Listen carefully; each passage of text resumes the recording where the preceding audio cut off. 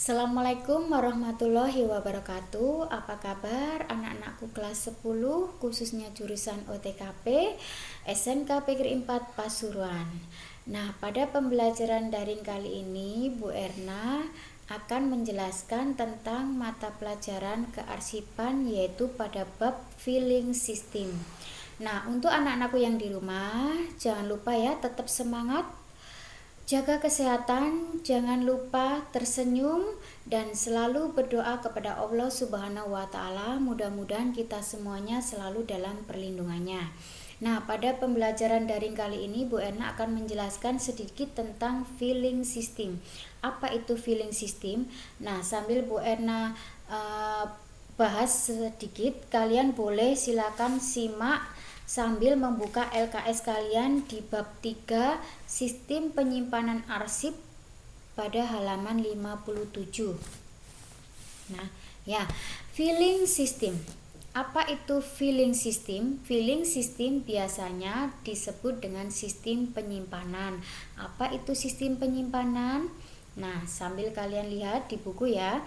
Sistem penyimpanan yaitu sistem yang digunakan pada penyimpanan surat agar kemudahan kerja penyimpanan dapat diciptakan dan penemuan surat yang sudah disimpan dapat dilakukan dengan cepat bila mana surat tersebut sewaktu-waktu diperlukan. Jadi, pengertian dari sistem penyimpanan ini intinya adalah suatu sistem yang digunakan pada suatu organisasi, suatu instansi ataupun suatu perusahaan agar apabila surat-surat yang ingin ditemukan kembali itu cepat kita mencarinya. Sewaktu-waktu kapanpun kita memerlukan surat yang kita butuhkan, kita dengan mudah mencarinya. Itu adalah pengertian dari sistem penyimpanan. Nah, manfaat dari sistem penyimpanan. Apa saja manfaat-manfaat dari sistem penyimpanan arsip? Yang pertama adalah arsip dapat tertata dengan rapi. Dengan adanya sistem penyimpanan, tidak lagi arsip bisa tercecer-cecer ataupun sampai kehilangan ya. Karena dengan adanya sistem penyimpanan, otomatis arsip akan tertata dengan rapi ya. Terus yang kedua, ruang kerja lebih rapi dan efisien. Ini sangat jelas ya. Kalau arsip sudah tertata, otomatis ruang kerja kita lebih rapi dan lebih efisien. Kita bekerja pun lebih nyaman karena lebih bersih. Nah, yang ketiga yaitu arsip tidak hilang. Nah, ini karena sudah disimpan, ditata sesuai dengan sistemnya, otomatis arsip tidak akan hilang ataupun tidak ada kata surat itu tidak ada ya. Dengan adanya sistem ini pasti arsip itu akan ada sesuai dengan sistemnya. Nah, yang keempat yaitu mudah dalam perawatan. Apabila arsip tersebut disimpan, otomatis kita mudah merawatnya. Agar apa? Supaya surat-surat yang kita simpan itu tidak mudah rusak, tidak mudah kotor. Apabila kita menggunakannya lagi tetap dalam keadaan yang bersih ya. Terus yang kelima yaitu mudah mencari bila sewaktu-waktu dibutuhkan. Nah, dengan adanya sistem penyimpanan kita mudah untuk mencarinya. Apabila atasan kita menyuruh kita untuk mencari surat pada tanggal tertentu atau dari siapapun, kita mudah untuk mencarinya karena sudah diurutkan berdasarkan sistemnya. Yang terakhir adalah mudah dalam penyusutan. Nah, arsip ini pada jangka tertentu itu bisa dihilangkan. Nah, bagaimana menghilangkannya? Ini kita mudah akan mengontrolnya kalau kita menggunakan sistem penyimpanan. Ini adalah manfaat dari sistem penyimpanan arsip ya. Selanjutnya yaitu tentang macam-macam sistem penyimpanan arsip. Nah, apa saja macam-macam dalam penyimpanan arsip itu? Ada 5 ya. Macamnya ada 5. Yang pertama adalah penyimpanan arsip sistem abjad. Yang kedua adalah sistem penyimpanan geografis. Yang ketiga adalah sistem penyimpanan kronologis. Yang keempat adalah sistem penyimpanan nomor, dan yang kelima adalah sistem penyimpanan subjek. Nah, kelima sistem ini bisa dipakai disesuaikan dengan perusahaan atau instansi atau organisasi sesuai dengan kebutuhannya masing-masing. Nah, sebelumnya Bu Erna akan menjelaskan satu-satu apa itu abjad, geografis, kronologis, nomor, dan subjek.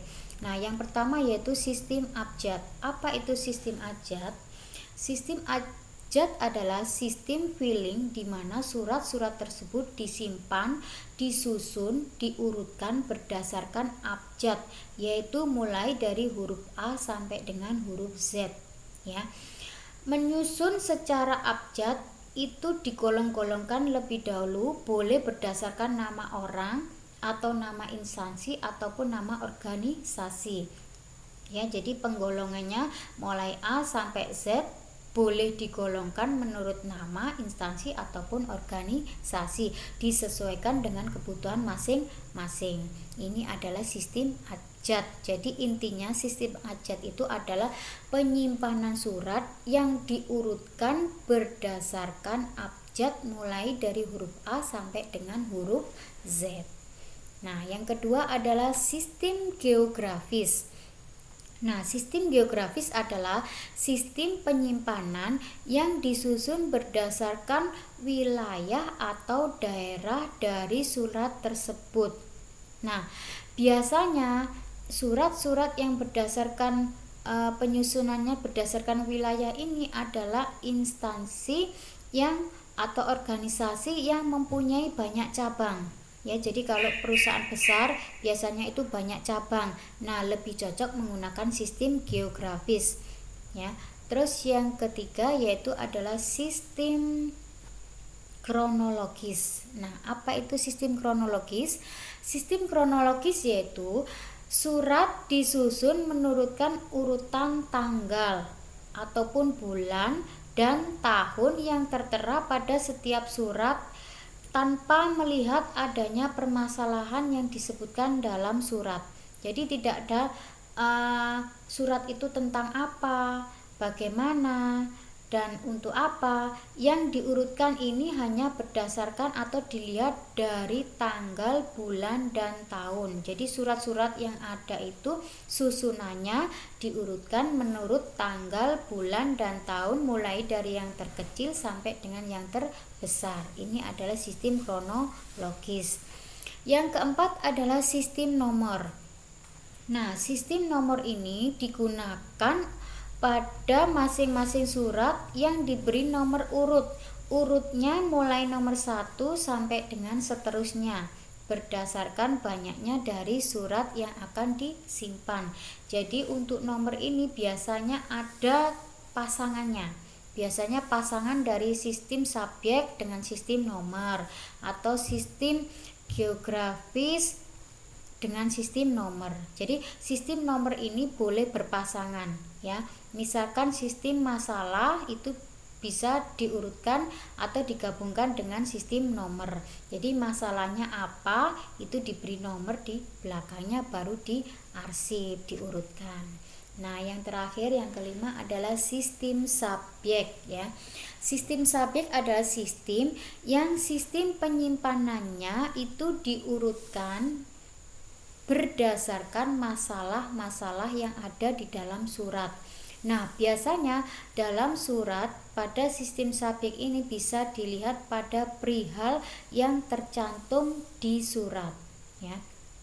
Jadi, sistem subjek ini adalah sistem yang digunakan untuk mengurutkan surat dilihat dari permasalahannya. Biasanya dalam surat itu dilihat di perihal yang ada di dalam surat. Nah, ini adalah kelima sistem yang biasa dipakai di suatu perusahaan, instansi atau organisasi berdasarkan kepentingan kebutuhan dari masing-masing dari perusahaan atau instansi tersebut, ya. Nah, untuk selanjutnya yaitu kriteria sistem penyimpanan. Bagaimana sih kriteria dalam sistem penyimpanan yang baik itu? Untuk menyimpan suatu arsip itu harus memenuhi kriteria apa saja? Yang pertama, mudah dilaksanakan dan digunakan. Dalam suatu penyimpanan itu yang baik adalah yang mudah dikerjakan dan digunakan untuk kedepannya lebih runtun, ya. Yang kedua, hemat tenaga dan peralatan. Kalau misalkan arsip penyimpanan itu tidak menggunakan banyak tenaga dan peralatan yang digunakan lebih sedikit, itu adalah sistem penyimpanan yang terbaik. Nah, yang ketiga adalah hemat waktu dan biaya. Kalau bisa, sistem yang digunakan itu tidak memerlukan banyak waktu dan tidak mengeluarkan banyak biaya.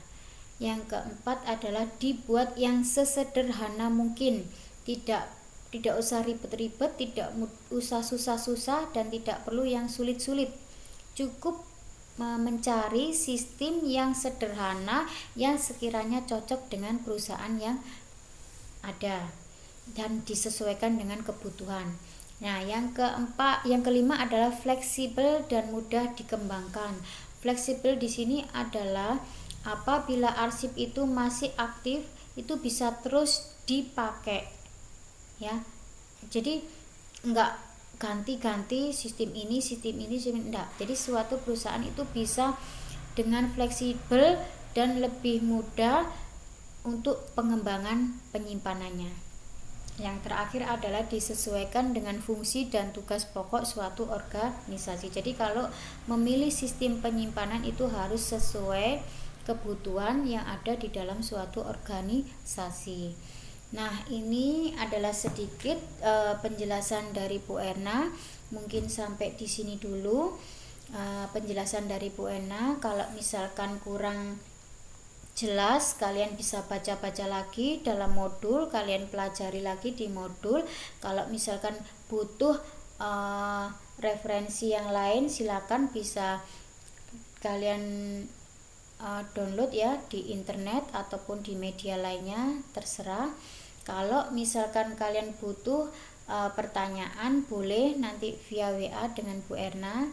Nah, untuk bahan evaluasinya silakan kalian sambil dipelajari LKS-nya, kalian kerjakan latihan yang ada di modul kearsipan, yaitu di halaman 83 sampai 84 ya.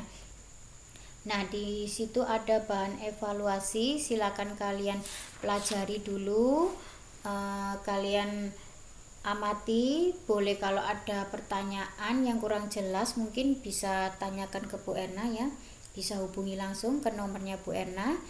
Kalau ada permasalahan silakan, enggak apa-apa. Silakan dikerjakan langsung di modulnya ya, enggak usah dikerjakan di buku. Kalau bisa langsung dikerjakan di modulnya langsung. Nah, nanti pada saat tatap muka kita bahas bersama-sama materi yang sudah kita pelajari hari ini. Mungkin sampai di sini dulu anak-anakku. Jangan lupa ya, tetap semangat, tetap berdoa, dan tetap tersenyum. Sampai di sini dulu Bu Erna akhiri ya. Mohon maaf apabila ada kata-kata yang kurang berkenan. Terima kasih. Saya akhiri. Wassalamualaikum warahmatullahi wabarakatuh.